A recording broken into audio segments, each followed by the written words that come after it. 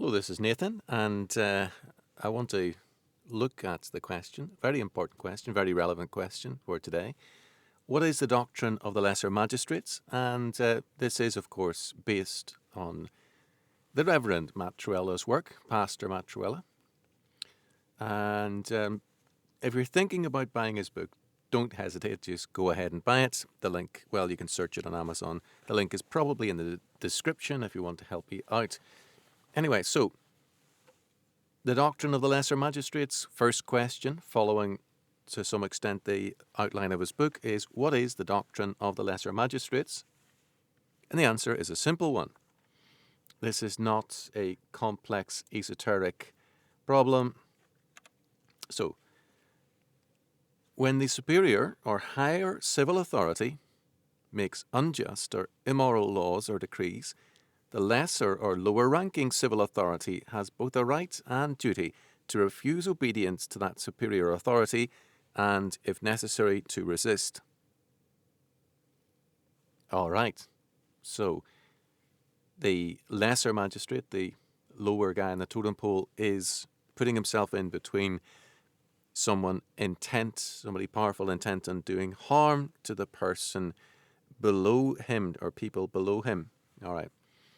Now, what is a lesser magistrate? What's a magistrate? Well, strictly speaking, it is a civil officer, so someone like a judge, somebody who holds political office, but also anyone who exercises legitimate authority in any institution, be it a family, company, any kind of organization. Really, the same principles apply, but it is especially applicable to what we might call the civil realm.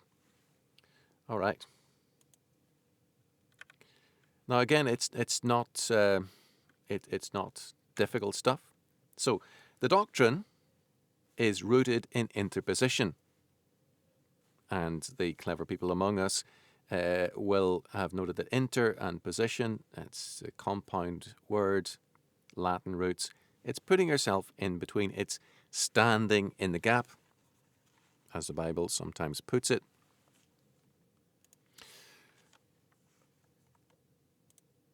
What is standing in the gap? Well,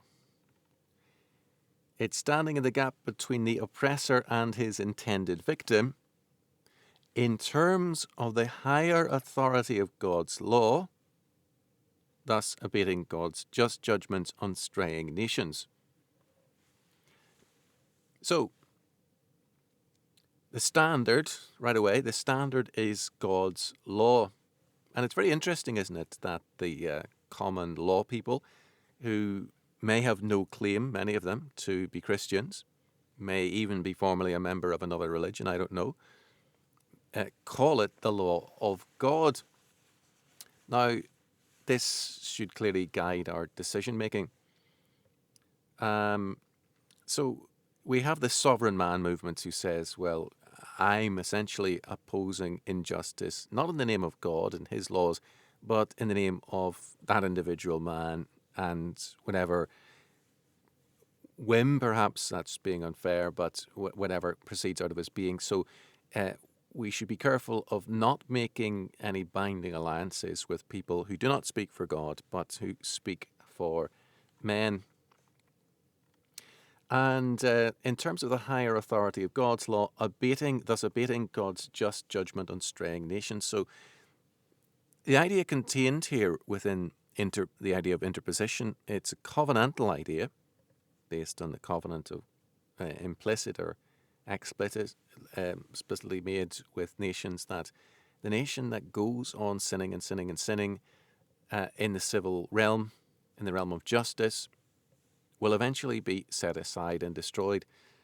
This is how serious it is, and as we see what looks like the nations crumbling around us, with talks of secession in the United States even, well, we can see very plainly how much of a possibility this is. And I live in Northern Ireland, and we're in this grey zone now. We're not really in the United Kingdom by some measures. Now, some biblical examples of interposition to shed some light on what's possible. The first one that comes to mind is the Hebrew midwives. Exodus 1, we know the story. Pharaoh wanted to kill the Hebrew babies, reducing population, as we do in Western countries, murdering the unborn. And isn't it interesting that it's the medical personnel, it's women we're beginning with. It's, there's no, and it's not, they didn't necessarily hold any civil office, so it gives you an idea of the nature of interposition biblically. Second one, arbitrarily, 1 Samuel 14, the interposition between Saul and Jonathan. Saul made a rash vow that anybody who tasted meat, anybody who drank anything before the battle was ended, would be put to death. This was a foolish oath, and he put himself in a pickle of almost having to kill his son Jonathan. And the people, the army stood between him and his son. And again, it's not necessarily a civil official, it's somebody from the army. Isn't that interesting? Okay, Jeremiah 36, and we'll go on to Jeremiah 38. So the officials and the people interposed for Jeremiah against the other officials, civil officials, who said his prophecy against Jerusalem deserved death. So it's a mixture of the people and civil officials of some kind. And what's clear that there is, it'll become clearer later, is that for the lack, on the failure to interpose correctly, all the officials were killed. The whole issue at stake there was the siege of Jerusalem by Babylon. Now, we have in Jeremiah 38 another, this time, good, successful interposition. So Ebed-Melech interposes for Jeremiah to the king, gets him in a better position. It's interesting here also, just as the lack of interposition leads to punishment, not always death, but certainly God is a just God who judges in time and history as well as in eternity. Ebed-Melech interposes, it was an Ethiopian, interposes for Jeremiah to the king, and he is blessed, he alone is spared, so there's a blessing for obedience, and we must take a hold of that example. Okay, what else? 2 Kings 11, Jehoiada the priest. We have a clergyman. Something akin there too. And the captains of the guard. So clergymen, military, who deposed an evil queen, Queen Athaliah. Isn't it interesting? So what have we had so far? We've had nurses, midwives. We've had the people, the army. We've had generic civil officials. We've had one guy on his own, one single solitary guy. And we have clergymen together with the military. Okay, Daniel and the unjust decree by Darius to worship another god is often seen in a sort of personal capacity, Daniel as an individual. But Daniel, of course, held very high office, as did the three Hebrews with him, Shadrach, Meshach, and Abednego. So again, we have, and this is the interesting part, isn't it? That we have godly officials in what was an ungodly nation. There's no arguing about that. The Persia of the day was emphatically not a Christian kingdom, and people make all sorts of excuses. Oh, this is a secular nation. Da, da, da, da. Well, it is because we kind of made it so because of our theology. But even that does not give us carte blanche. Far from it. God still honoured that interposition. Now, it should be noted that Daniel ended up in a pickle in the lion's den. and Shadrach and Meshach and Abednego, as well we know, for their civil disobedience, in good measure, in the capacity of their acting in their capacity as civil officials, had to go through the fire. All right? So there was deliverance, temporal salvation, but bang, they suffered pretty severe and immediate consequences. Now, a couple of historical incidents which I'll mention, but just buy the book, just read the book. It's very accessible. Just read it, buy it, go. Ambrose and Theodosius.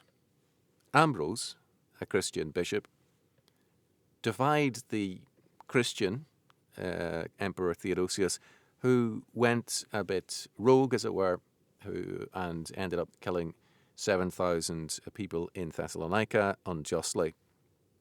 What did Ambrose do? He closed the gates of the church to him and refused him entry before he could receive communion.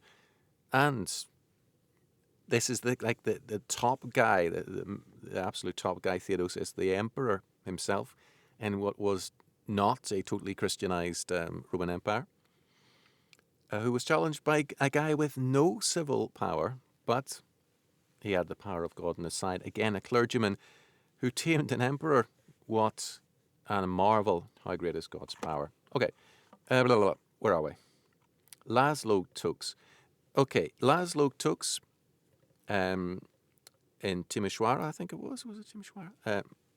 Romania, a reformed pastor who refused to comply with Ceausescu's latest edict. Now, what happened there? It was the congregation who interposed between the Securitate, who wanted to disappear him in the night, as it were. It came between them and the pastor in question. Now, what did the Securitate do? They kind of thought, well, we're just going to wait them out. We're just going to park the car here and wait for them to go away.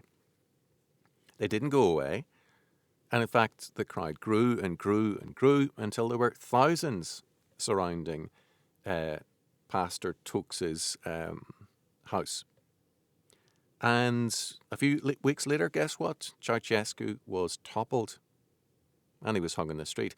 So don't doubt that this is a contemporary thing, that God's hand is not shortened. But my goodness, it requires us to have genuine faith in God's power. All right, number 3.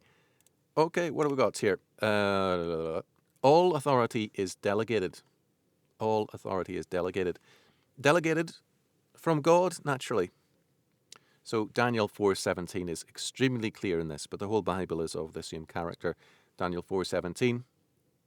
The Most High is sovereign over the kingdom of mankind, and to whomever he wills, he gives it.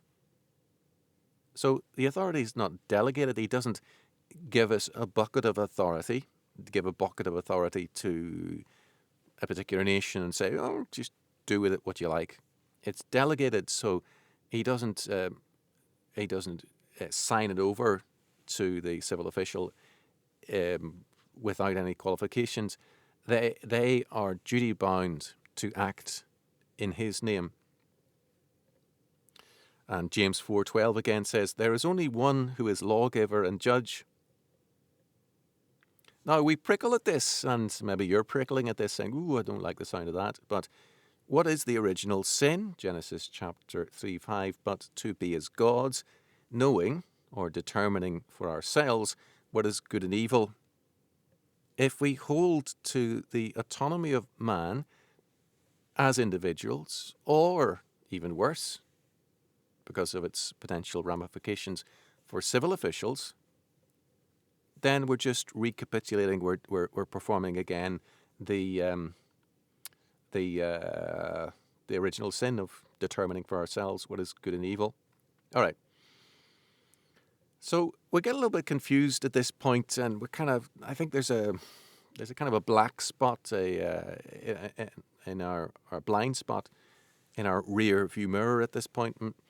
We would never think that a father has unlimited authority to do whatever he likes, command whatever he wants of his children or his wife, and you deserve full, immediate obedience.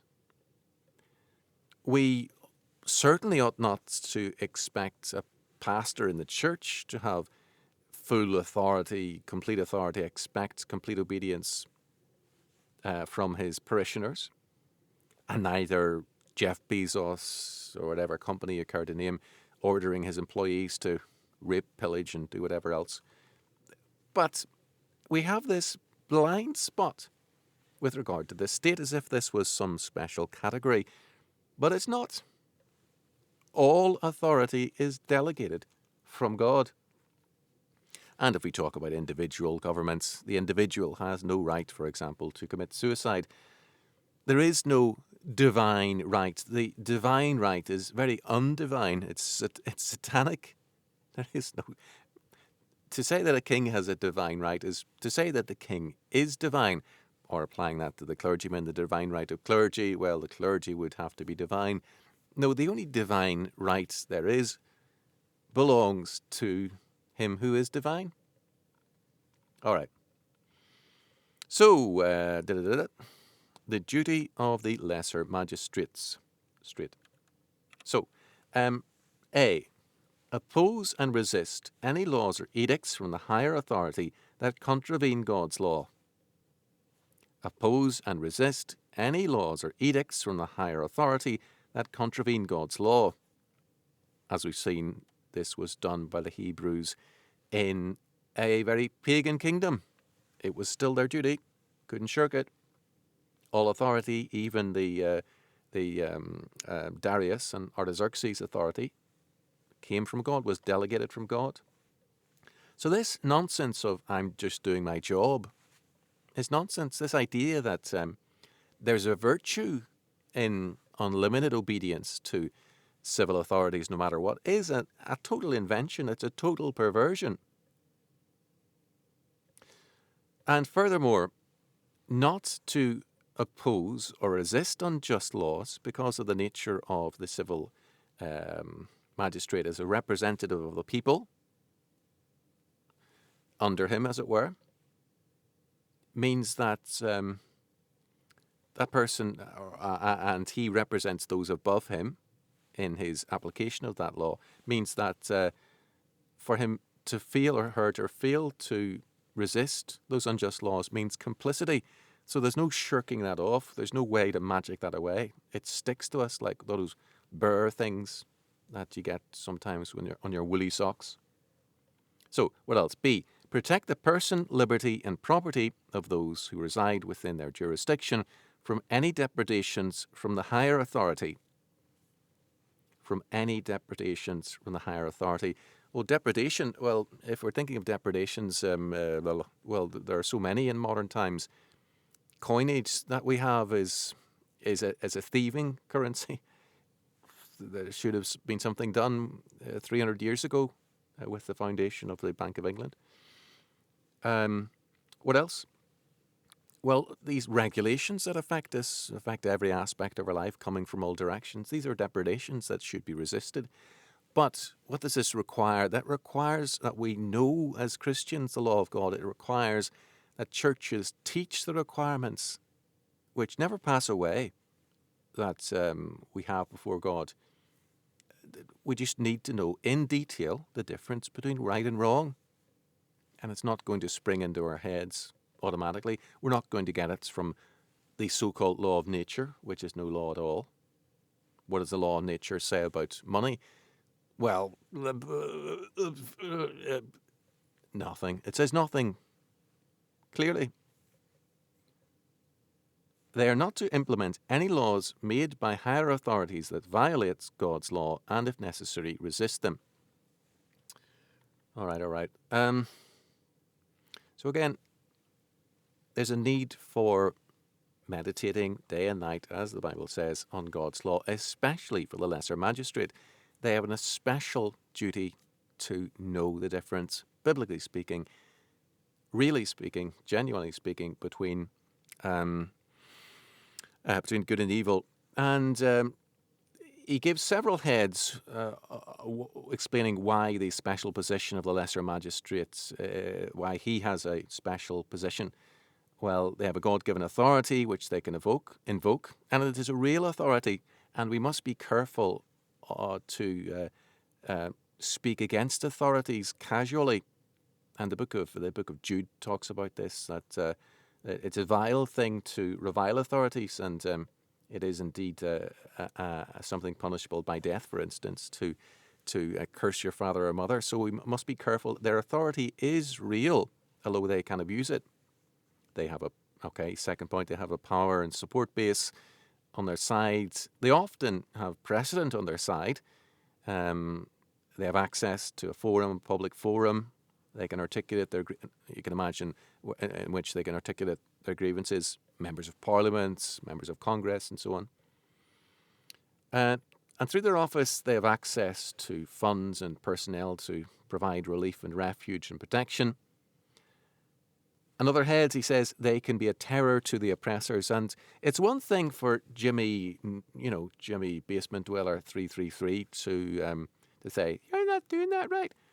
But for someone with authority to come after, whether authority as an expert, we're seeing a lot of experts, a genuine expert, or authority judicially, authority in the civil sphere, this is going to strike the fear of God into them. Well, it may not, you think, but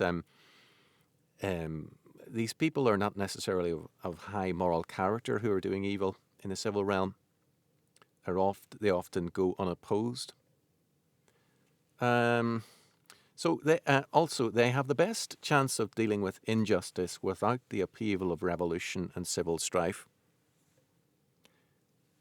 The danger is that things just they explode and into anarchy, and anarchy is not an option. Anarchy is not a biblical category that we can sign up for. Not at all. There is an order to life, and we must be those who keep order more than any. We must carry about with us. We must be walking governments, put it that way. So, lastly, God has put them in office. Therefore, he's delighted to give them aid to perform their duty to him. So he put them there for a reason, and if they are doing right, well, he's obviously going to be delighted with that. He's going to be pleased with that and give them whatever ever they need. Think of Nehemiah approaching the king, and he needs all this provision to actually go and reconstruct the walls of Jerusalem. And boom, he's given it. All right. Sorry for the jump cut. I had to reposition myself somewhat as my legs were dying. All right. Number 5. There we go. Number 5. Here it is, black and white, nothing to hide behind.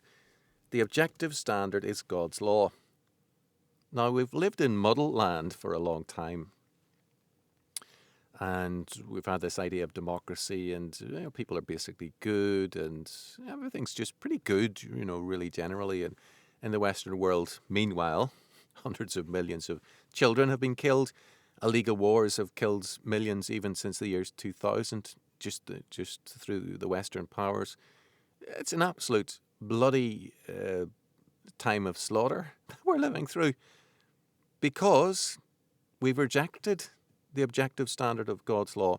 Now, this was the objective standard unquestioned for 1,500 years. People whine and moan about Constantine and so on, but in principle, at least, with that Christian settlement, since then, more or less, we've the law of God has gone unchallenged in Western countries. Well, let's put it this way: any group which opposed the application of God's law to the civil realm and elsewhere in Christendom was considered heretical, beyond the pale, apostate. Now, opinions have changed, but those who oppose God's law are still heretical in their views and apostate in their views. The fact that it isn't popular makes no difference. This is, as I say, the most barbarous, bloody century, 20th century and 21st century, that the world has ever seen, and it's because of the withdrawal from the church of justice. Well, where's justice? Where's the idea of justice going to come from? Good grief, we're the salt of the earth, and we've kind of rejected the principle of salt. We said, oh, well, salt really isn't needed, and what has happened, of course. So, let's take a couple of applications for this. A, we can judge for ourselves to the extent that we know God's law. We don't need to be experts so often in, you don't need to be an expert logician. We don't need to be an expert pharmacist, whatever. The standard is there, and it is accessible, providing we go and take the time and study it and humble ourselves. That's revolutionary, and it's our responsibility. So, again, an application, this time for the lesser magistrates, and this applies to all of us as we stand between a higher power and the potential victim of that higher power. Here it is. The disobedience of any lesser magistrate or any lesser authority is not subjective. They can't just say no to any old thing, but it is ministerial. That is, in our resistance, we must act as servants or ministers of God in terms of the law of God. We must at all times maintain a respect for authority. We cannot be mocking and railing all the time. And we are just as much under God's law as his creatures and as his redeemed people as anyone else is. All right, what do we got here? 6, the rule of law and the lesser magistrates. So the idea of the rule of law is that lex rex, the law is king. So this transcendent idea of the law as above all earthly authorities is only possible for the Christian God, since he alone is transcendent on the one hand and immanent on the other.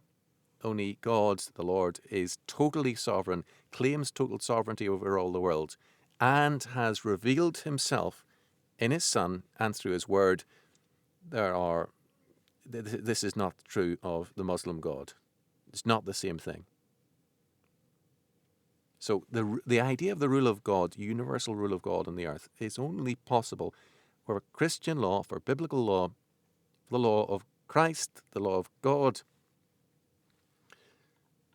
Also, this means that no king, president, prime minister, Taoiseach, whatever, is above the law. They're just as subject to it as we are. The law is king, not them. And as per part 5, the law in question is God's law. That's the only justice there is, because only God is ultimately just. Are you going to make better laws than him? If you said yes, it's pretty arrogant. Okay. Therefore, we are by no means bound to submit to unjust laws. We can't do so in good conscience. There is no special category for submitting to political rulers. There's no little asterisks there. No.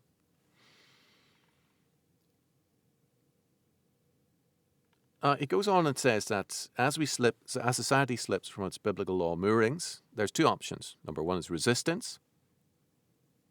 And if there is resistance, continued resistance that doesn't flag, and with God's help, society will be delivered. And we've seen this again and again and again and again in the book of Judges and also in the book of Kings with Josiah's reform.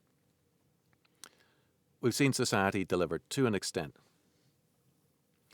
The other option is accommodation. Yeah, let's go along to get along. No problem. Well, educationally, I've got this pension. It asks me to teach homosexuality to children. It asks me to, boys can be girls, girls can be boys. I'll teach that, no problem. Yeah, it's just following orders, aren't I, What? What? We're forced to, our noses are being ground in it at the moment. Absolutely ground in it. There's no options, there's nowhere else to turn except resistance.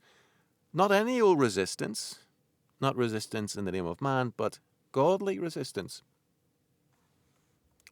Okay, he has this chapter, and he's a wise guy, is Matt.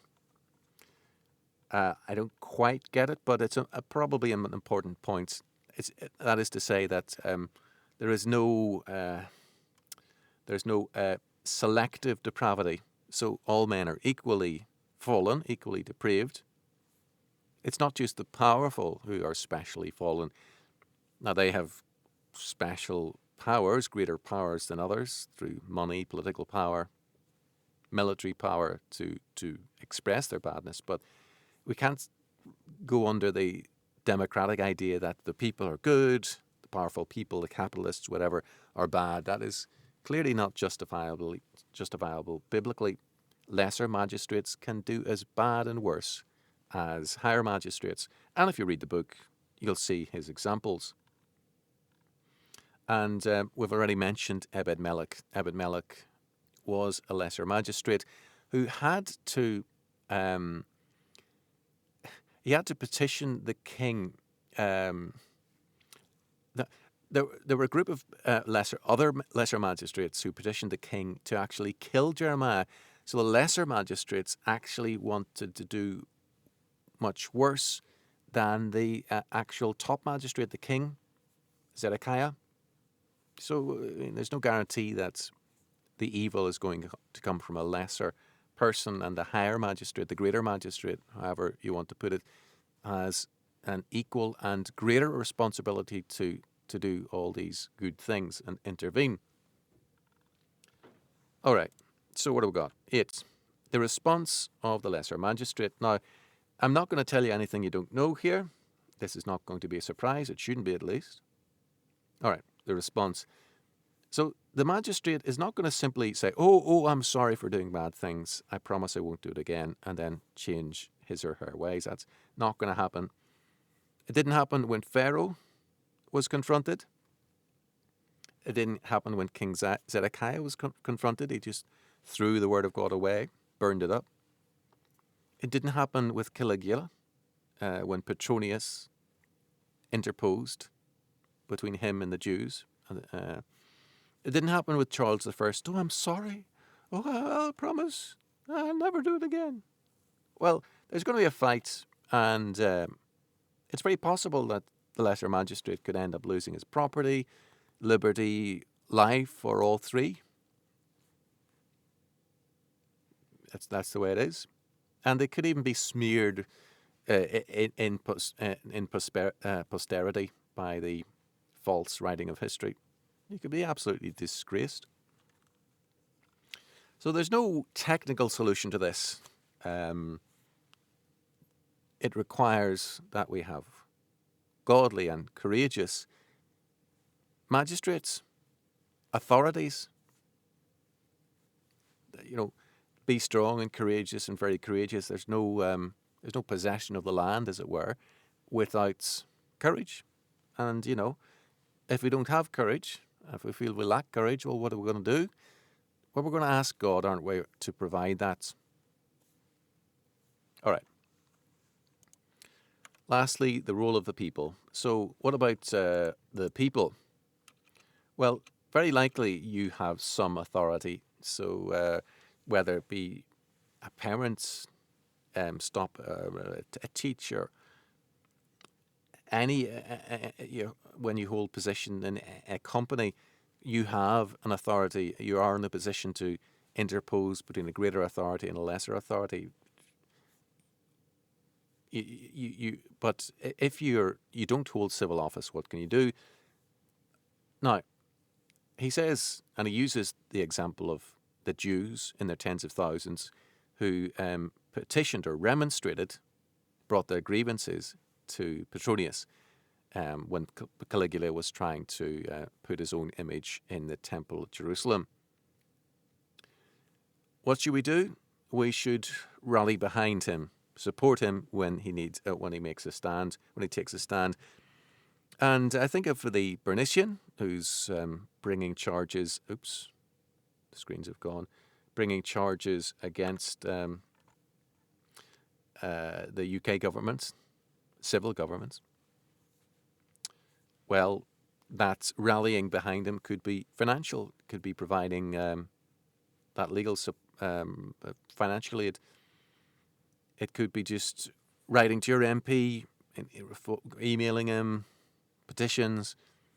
All those kinds of things are valid, and we're a little bit green as we deal with this. But another practical thought for our interactions, potential interactions with the police. Let's get acquainted with what the right thing is, how to talk to the police, what is the limits of their power, so that we know when they're overstepping their limits.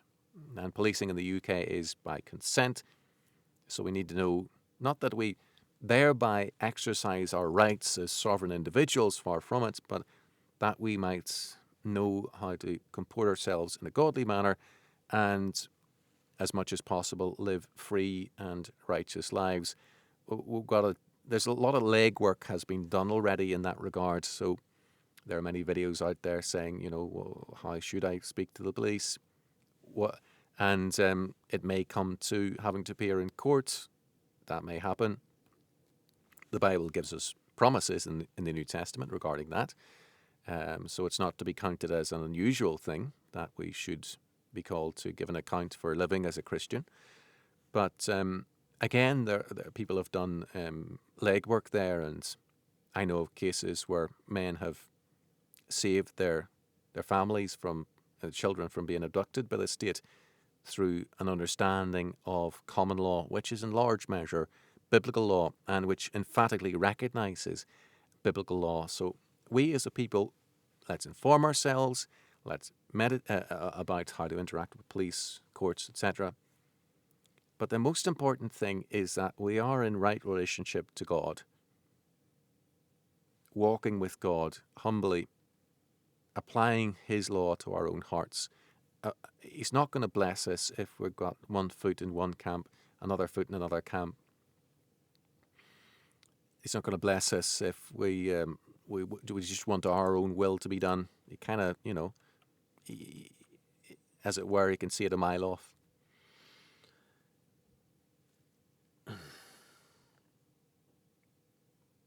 All right. So I hope you find that useful. Comment, get in touch, whatever. And God bless, folks. And see you later. Peace.